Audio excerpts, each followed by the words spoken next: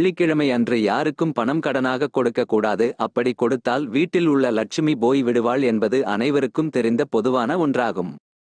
தங்க நகை ஆபரணங்களையும் யாருக்கும் வெள்ளிக்கிழமை கடனாக தரக்கூடாது. சுக்கிரனுக்கும் மகாலட்சுமிக்கும் உகந்த நாள் வெள்ளிக்கிழமை.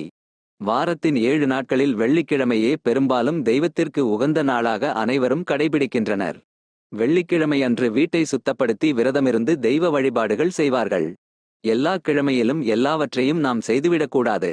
வெள்ளிக்கிழமையில் ஒட்டடை அடிப்பது தவிர்க்க வேண்டிய ஒரு விஷயமாக இருக்கிறது. அதிலும் வெள்ளிக்கிழமையில் பெண்கள் ஒட்டடை அடிப்பது கூடவே கூடாது. கிச்சன் துடைக்காதீர்கள். வெள்ளிக்கிழமை அன்று அடுப்புகளை துடைக்க கூடாது. வியாழக்கிழமை இரவே துடைத்து வைத்து விடுவது நல்லது. வெள்ளிக்கிழமை என்றால் அனைத்து பெண்களும் வாசலில் கோலம் போடுவர். அவ்வாறு போடும் கோலம் புள்ளி வைத்து போடக்கூடாது. ரங்கோலி கோலம் போட்டாலே போதுமானது.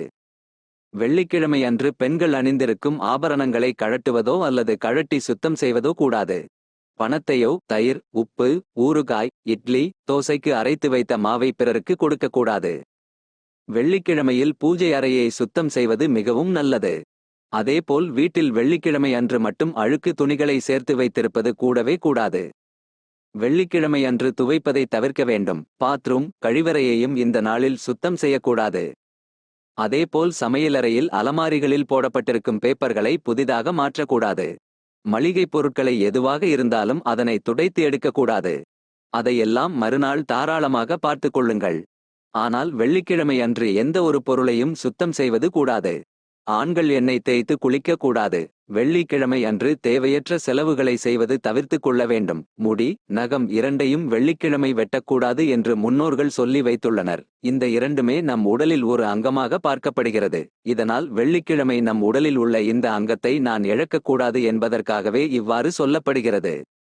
இவற்றையெல்லாம் தவிர்ப்பதன் மூலம் இருக்கின்ற கடன் பிரச்சனையையும் சுலபமாக குறைக்க முடியும்.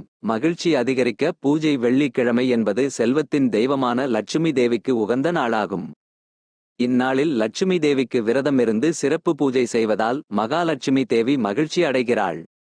அன்னை லட்சுமி தேவியை மகிழ்விக்க வெள்ளிக்கிழமை செய்யப்படும் சில பரிகாரங்கள் மற்றும் பூஜைகள் மிகவும் பயனுள்ளதாக இருக்கும். அன்னை மகாலட்சுமியின் அருள் இருந்தால் வாழ்வில் அளவற்ற மகிழ்ச்சியும் வளமும் உண்டாகும். வெள்ளிக்கிழமை உப்பு வாங்கலாம். வெள்ளிக்கிழமை அரிசி, தானியங்கள் போன்றவற்றை வாங்கி நிரப்பி வைக்கலாம். இதனால் உணவுக்கு தட்டுப்பாடு ஏற்படாது என்பார்கள். மேலும் மகாலட்சுமி கடாட்சம் உண்டாகும். கடன் சுமை குறையும். உங்கள் வீட்டில் அன்னை மகாலட்சுமி எப்போதும் வாசம் செய்ய வேண்டுமென்றால் வெள்ளிக்கிழமையன்று மலர்களை கையில் எடுத்து அன்னை லட்சுமியை தியானித்து அந்த மலர்களை பெட்டகத்திலோ அல்லது பணப்பெட்டியிலோ வைத்தால் பண வரவு அதிகரிக்கும். வெள்ளிக்கிழமை அன்று பூஜை செய்து விரதமிருந்தால் கணவருக்கு நீண்ட ஆயுளும் சகல சௌபாக்கியங்களும் கிடைக்கும்.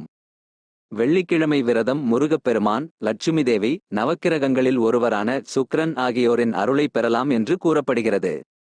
ஒருமுறை வெள்ளிக்கிழமை அன்று லட்சுமி ஒரு வீட்டைச் சென்று பார்த்தாள். அந்த வீடு குப்பையாகவும் அசுத்தமாகவும் இருந்தது. லட்சுமி தேவி அந்த வீட்டுக்குள் செல்லாமல் வேறு ஒரு வீட்டுக்கு போனாள். அந்த வீடு சுத்தமாக இருந்தது. அதுதான் நாம் குடியிருக்க ஏற்ற வீடு என எண்ணிய லட்சுமி அந்த வீட்டுக்குள் நுழைந்தாள். அந்த இல்லத்தின் தலைவியிடம் வெள்ளிக்கிழமை விரதம் எப்படி அனுஷ்டிக்கப்படுகிறது என்று கேட்டு மகிழ்ந்தாள். பிறகு அந்த வீட்டிலேயே தங்கினாள். லட்சுமி தேவி நுழைந்த அந்த வீடு செல்வத்தால் நிறைந்தது என்று ஒரு கதை உண்டு. வெள்ளிக்கிழமை விரதம் இருக்க நினைப்பவர்கள் அதிகாலை எழுந்து வீட்டை சுத்தப்படுத்தி கோலம் போட்டு வைக்க வேண்டும். வீட்டை எப்போதும் சுத்தமாகவே வைத்துக் கொள்ள வேண்டும். அவ்வாறு செய்வது நம் வீட்டில் லட்சுமி கடாட்சத்தை கொண்டுவரும் என்று ஆன்மீக ரீதியாக கூறப்பட்டாலும் சுத்தம் எப்போதுமே நன்மை அளிக்கக்கூடியது. வெள்ளிக்கிழமை தோறும் வீட்டை சுத்தம் செய்ததும் விரதம் இருப்பவர்களும் நீராடிவிட்டு வந்து வீடு முழுவதும் சாம்பிராணி புகை போட்டு தெய்வீக மனம் கமழச் செய்ய வேண்டும். பிறகு மகாலட்சுமி படத்தை அலங்கரிக்கவும். காலையில் ஸ்ரீமகாலட்சுமி படத்திற்கு பால், பழம் அல்லது பாயாசம் நைவேத்தியம் செய்யவும். நெய் தீபம் ஏற்றவும். ஒரு நாள் முழுவதுமாக உபவாசம் இருக்க முடியாதவர்கள் பால், பழம் போன்றவற்றை மட்டும் சாப்பிட்டு விரதம் இருக்கலாம். விரத நாள் முடிந்ததும் சுவாமியின் படத்திற்கு சிறப்பு பூஜை செய்து விரத்தை முடித்துக் கொள்ளலாம்.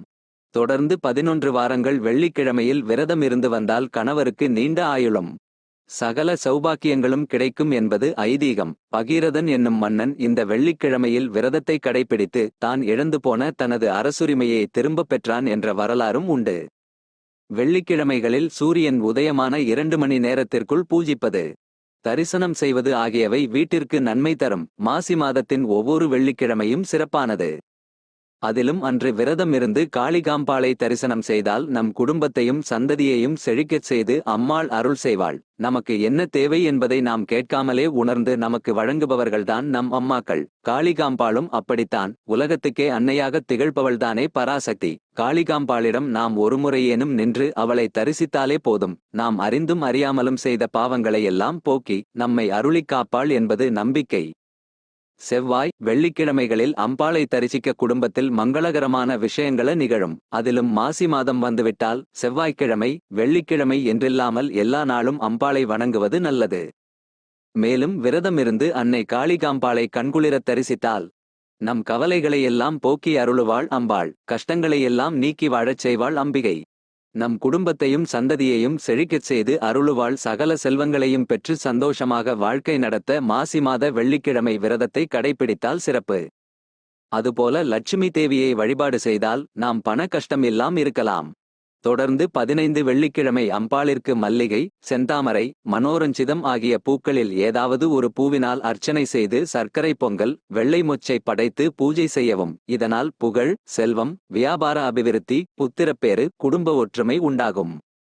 பெண் தெய்வங்களை தரிசனம் செய்து வேண்டினால் நன்மை உண்டாகும். மங்காத செல்வங்கள் தந்து காத்தருள்வாள் தேவி என்பது ஐதீகம். குறிப்பாக ராகுகால வேளையில் எலுமிச்சை தீபமேற்றி வழிபட்டால் காரியத்தடைகள் எல்லாம் நீங்கும். வெள்ளிக்கிழமையில் விரதம் இருந்து அம்பிகையை வழிபட்டால் நமக்கு செல்வத்தை அவள் அள்ளிக் கொடுத்து அருள்மழை பொழிவாள். எத்தனை வெள்ளிக்கிழமை வந்தாலும் தை, மாசி வெள்ளிக்கிழமைகளுக்கும் ஆடி வெள்ளிக்கிழமைகளுக்கும் தனிப்பெருமை உண்டு. இந்த 3 மாதங்களிலும் வரும் வெள்ளிக்கிழமைகளில் தெற்கு நோக்கிய அம்பிகையையும் வடக்கு நோக்கிய அம்பிகையையும் வழிபாடு செய்து வருவது நல்லது. வெள்ளிக்கிழமை அன்று யாருக்கும் பணம் கடனாக கொடுக்க கூடாது. அப்படி கொடுத்தால் வீட்டில் உள்ள லட்சுமி போய் விடுவாள் என்பது அனைவருக்கும் தெரிந்த பொதுவான ஒன்றாகும். வெள்ளிக்கிழமை இந்துக்களுக்கு மட்டுமல்லாது அனைத்து மதத்தினருக்கும் சிறந்த நாளாகும். முஸ்லிம் மதத்தினா வெள்ளிக்கிழமை அன்று கண்டிப்பாக மசூதி செல்வார்கள். 5 வேளையும் வழிபாடு செய்கிறார்கள். அதேபோல் கிறிஸ்தவ மதத்தினரும் புனித வெள்ளி அன்று தேவாலயங்கள் சென்று பிரார்த்தனை செய்து வருகிறார்கள். ஆகையால் எல்லோருக்கும் ஏற்ற வெள்ளிக்கிழமை அன்று வணங்கி மகிழ்வோம்.